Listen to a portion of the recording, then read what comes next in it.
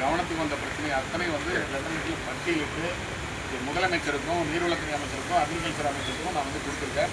சேலத்தில் நடந்த கூட்டத்தில் கூட வந்து இந்த விவசாய கடன் தள்ளுபடியை பற்றியும் நம்ம லைன் அந்த இது வருது இல்லைங்களா, பெரிய ஹெச்டி லைன் ஒன்று உள்ளே வருது இல்லையா, அந்த லைனுக்கு ஒரு மாற்று ஏற்பாடு பண்ணுறது பற்றியும் நிறைய விஷயங்கள் வந்து அங்கே நேரடியாகவே எடுத்து சொல்லியிருக்கோம்.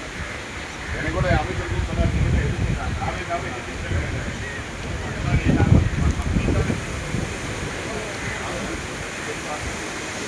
ஒரு மாதத்துக்கும்